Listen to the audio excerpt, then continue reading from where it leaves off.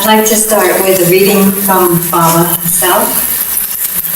Baba said, "We are all meant to be honest as God, as loving as God, as happy as God. Only the Christ suffers for humanity, although he is the source of all happiness. You see me in this physical form, but every moment I am crucified. Only those fortunate ones know this. I suffer as no one could suffer. I suffer because I love." So Baba came to the West to bring an awakening of divine love into the Western consciousness.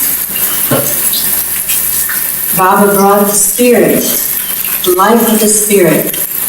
And Leatrice had related that Baba got his physical bones broken so as to break the backbone of the material aspect of the machine, meaning the machine age, keeping intact its spiritual aspect.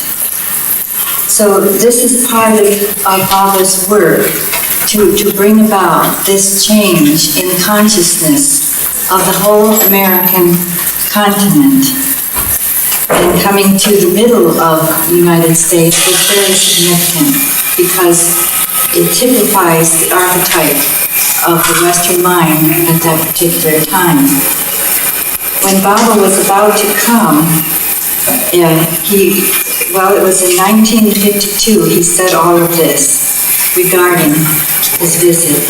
"In order that the results of my work from October 16, 1952 to February 16, 1952 may be fully manifested in the Western world, either with the fullest success or as an utter failure, I must be in seclusion for the first 2 weeks of my stay in America.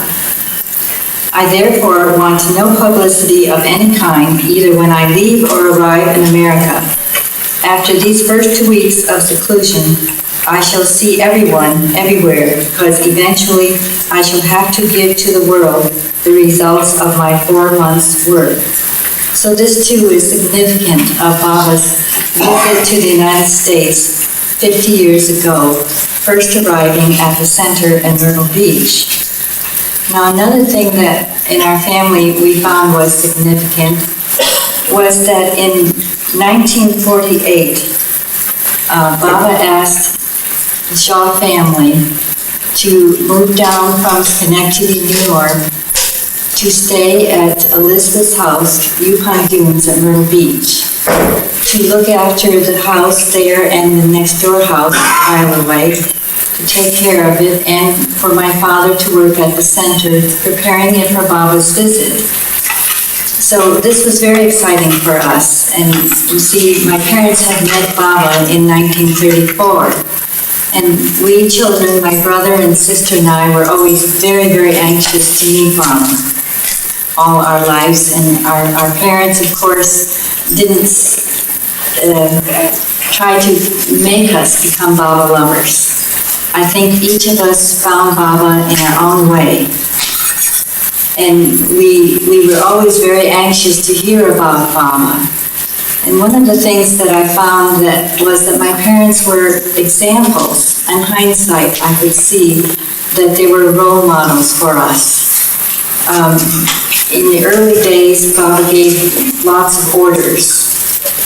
Baba sent a word to my father to, among other orders, that he wasn't to touch any female over the age of 7. I was 7 years old.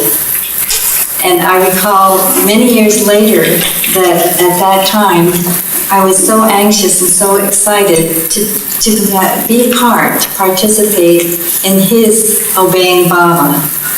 And I never realized until many years later that I had that chance and privilege to be a part of that, because we children would play with our dad and have fun with him, and I had to refrain from doing that.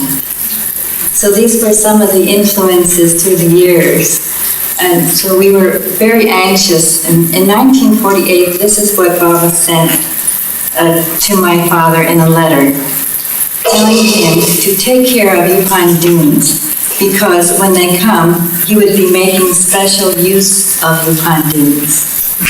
So that was significant of the accident, so that, because after the accident, Baba and the party stayed at Yupanduns. Of course, we didn't know that's what it meant. But all this time, our family was at the center that year. We were at Yupanduns, and we would go out to the center on the weekends, and we were the only ones there, and we wondered what it was like to be with Bob, always thinking of him while we were at the center. So our anxiety, our tension, and our longing for Baba increased. And all the while, I had no idea as to whether I loved Baba, and I knew I wanted to love Baba.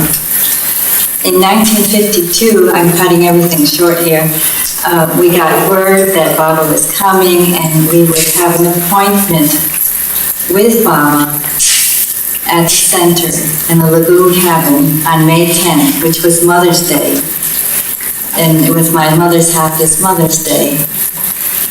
So we drove down from Schenectady, New York, and arrived and stayed at Lafayette Hotel, at an apartment, and drove out to the center for our morning interview. We sat on a little bench outside the lakeside door of the lagoon cabin, waiting for our turn. And all the while, I had this anxiety that I wouldn't love Baba. And I knew my father and mother were such wonderful Baba lovers, and I felt that I might just be a stone and not feel anything and not love Baba, and I was really afraid of that. So, as we were sitting there, the door opened, and it wasn't out of politeness that I let my mother go first, because I was stalling. And then she entered the door, and Baba embraced her. He was standing at the door, welcoming her in, embraced her, and then I went in next. And as Baba held me in his arms, I had no thoughts, no fears, no anxieties, and I knew I loved him. And Baba's embrace is more than heaven itself. His body is strong and soft, and it's a love that no one can ever imagine. It's so very beautiful, very sweet. It covers everything that you could ever, but far more than you could imagine. It's beyond description. My father and my brother and sister also received their embraces from Baba. We sat down, and Baba was sitting at the back of the cabin there, and my brother was on Baba's left, and my father was on Baba's right, and then my mother and my sister and me. And my sister and I were taking shorthand notes, and little did we know beforehand that this was going to be next to impossible. But now we have the words that were spoken for our record, which were very important to us to this day. But Baba first off said to my parents, "How do I look?" Because it was a long time since 1934, and they said, "Wonderful, Baba, wonderful," and he was like an old friend for us. And Baba is awesome, and yet he makes you feel completely natural and relaxed.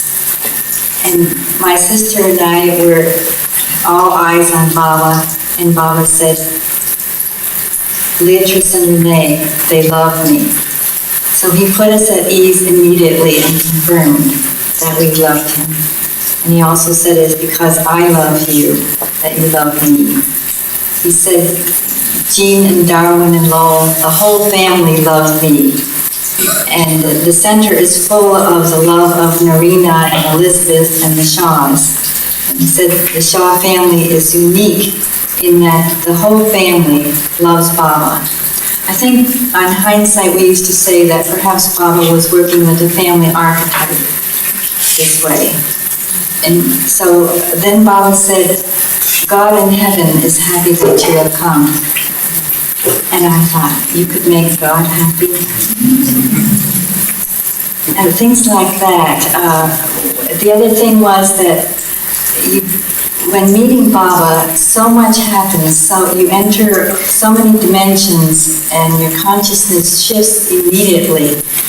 Only afterwards could I put words on what was really, some of what was really happening, because we knew immediately that this was an experience that was beyond assimilation, just far beyond, and certainly far beyond the mind.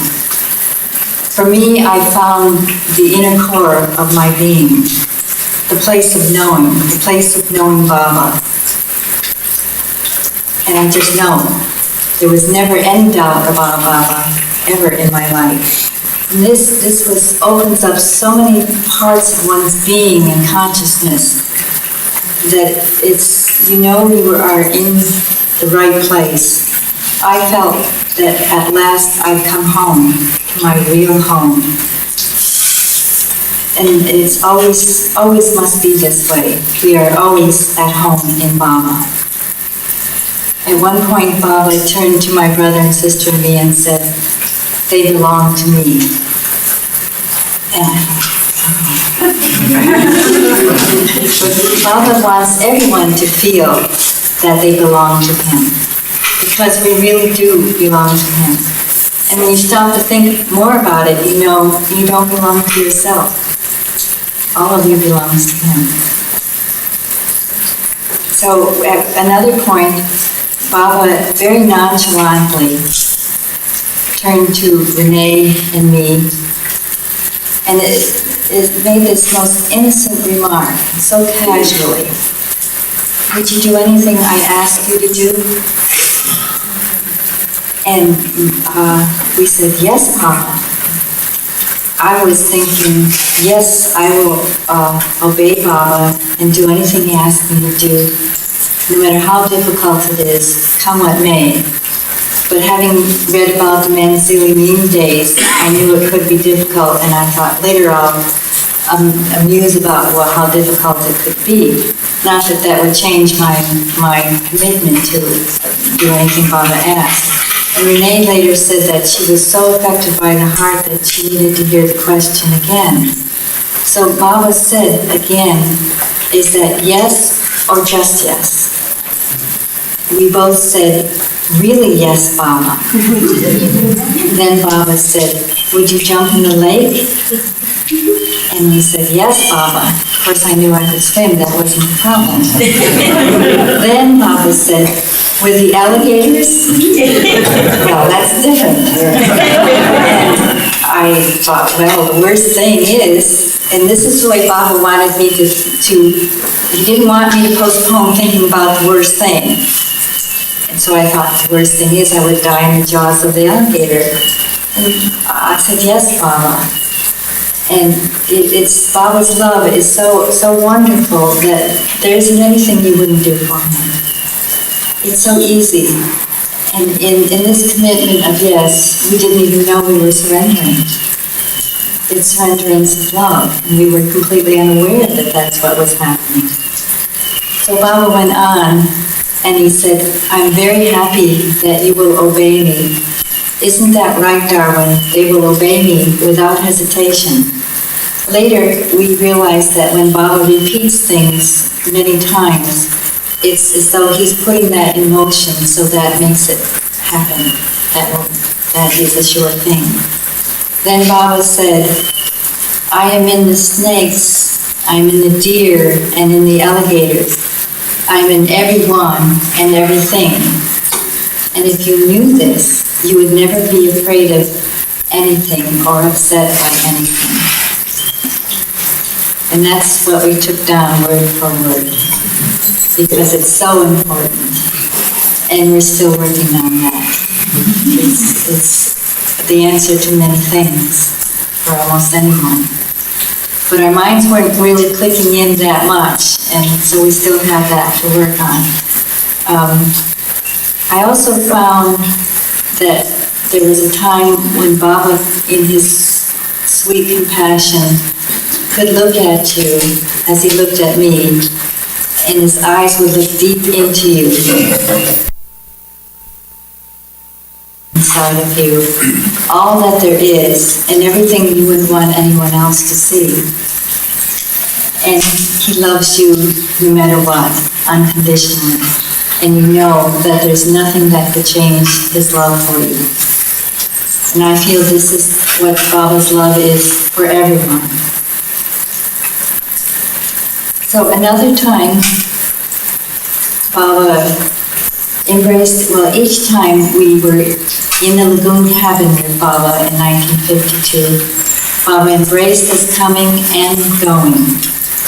And on this one time, when Baba held me for the embrace, just before the closing in part of the embrace, He held me, and the sense of time, it just completely vanishes. But in this short time, when Baba held me, I knew I could look right into His bright eye.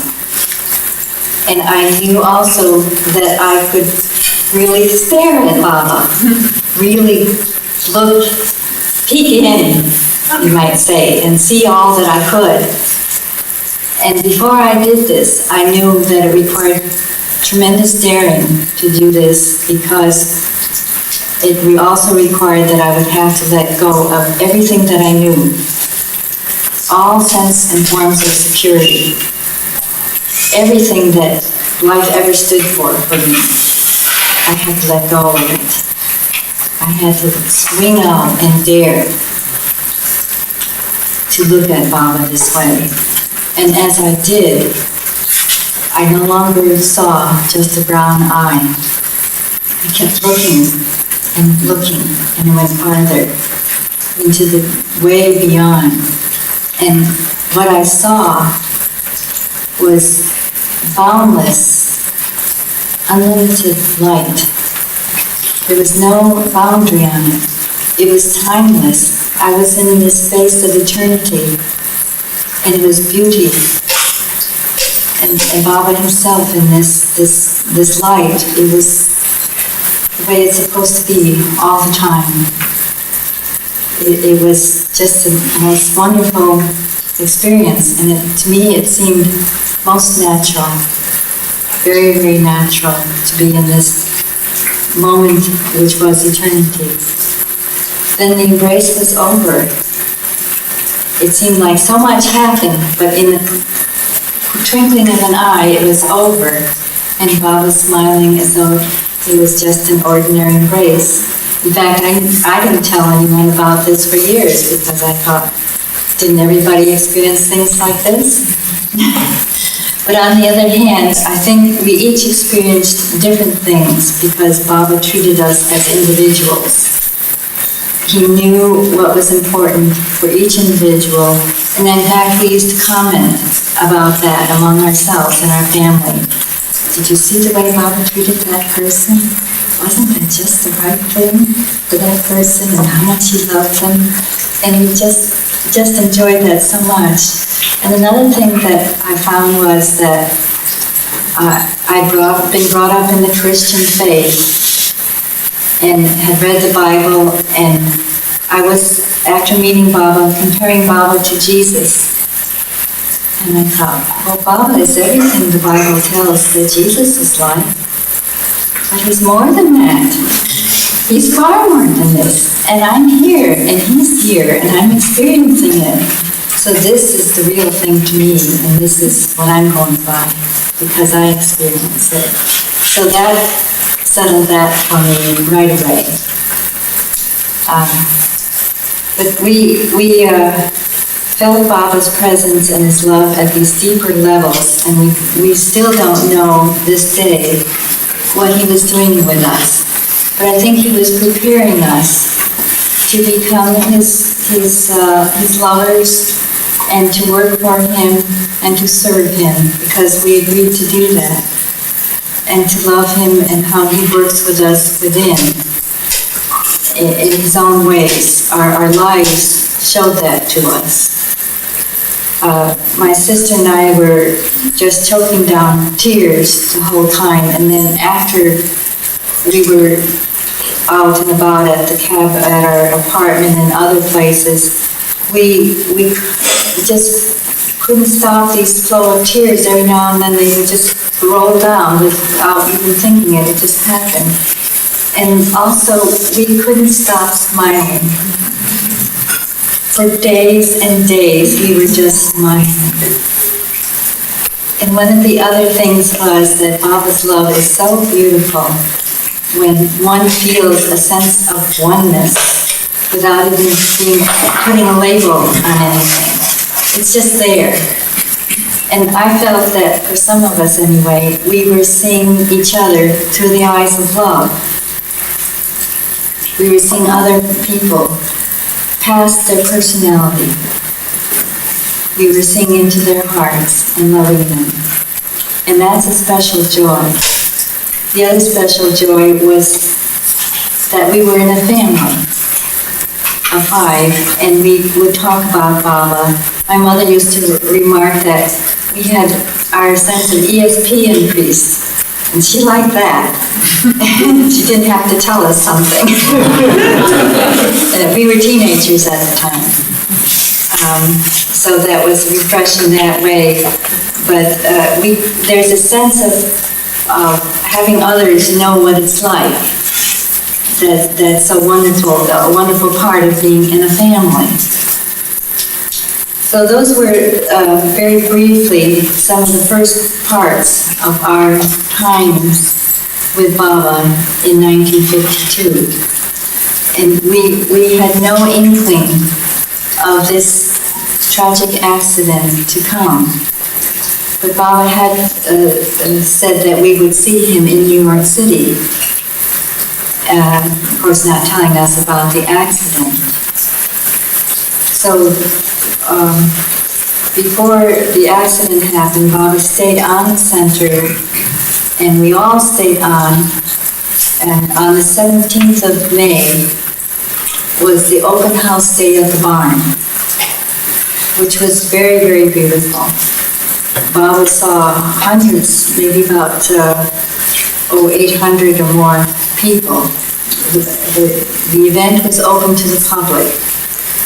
People were given a notice to read that they weren't expected to ask questions of Baba, just to go in and be greeted and go out the back door, which is what they did. My mother and sister and I were at the back door, and so was Adele and Phyllis. And we would see all this, and people were stunned by Baba's love, this brief encounter. They would come out the back door and they were just dazed. They had to be led down the stairs, or they would have walked into the light or something. And so we were guiding them off the porch there. But it was a most remarkable event. It was probably the first darshan in the United States, there at Prague. And during Baba's visit there, of course in Mrs. Deuce's book, she reported, maybe you were going to say that 1,000 years from now, they would be singing songs about this event in the barn. And when you go to the center, you feel Baba's presence, of course, in all of the center, and especially at the very places he spent so much time, so many hours and hours at the barn. But another thing happened while we were there is that Baba asked my mother and sister and me to go over to the guest house and meet the ladies from the East, Mera and Meru, Dr. Goher and Mani, and they looked like angels. We felt like we were in the company of angels. They were so sweet, and they hugged us, and we sat down and we talked about Baba, and they brought out photo albums of Baba, and they gave us little gifts. We had 2 visits, at least, with them that time, and just got to know them a little bit. Those were very, very precious times. During one of those visits, Baba surprised us and walked right in the door amongst us. And I've noticed that when Baba was in a group of women, he was especially sweet. Never effeminate, but he seemed to bring out the finest attributes of what it is to be a woman. And we just love being women, having Baba all to ourselves. And my mother also said to the Eastern women Mandali there that being with them and being with Baba reminded her of the song In the Garden. You may know that old hymn, and she sang that song to them. And they really enjoyed that, because part of the words are, he walked with me, and he talked with me, and he tells me I am his own. And it was so true, so very, very true. We were in Baba's garden. Now, our time is short, but I wanted to end with another thing about the accident. It's regarding Baba's suffering. In Beings, Baba says, the avatar does not take upon himself the karma of the world, nor does he become bound by it, but he takes upon himself the suffering of the world, which is the result of its karma. His suffering for the world is vicarious. It does not entail entanglement with the karma of the world, but humanity finds its redemption from its karma through his vicarious sufferings, that is, illnesses, humiliation, accidents, and the like. In his own ways, the avatar unfailingly fulfills his incarnation by giving a spiritual push to his age. So also Baba has explained that in Jesus' time, when Jesus was suffering and was being crucified, by the very fact that he was being denied and crucified, the world was affirming God. And this is exactly what he wanted. And I feel that this was exactly what was happening here at Prague, and more. So I'm going to close now so that Charmaine will have time. Jai Baba.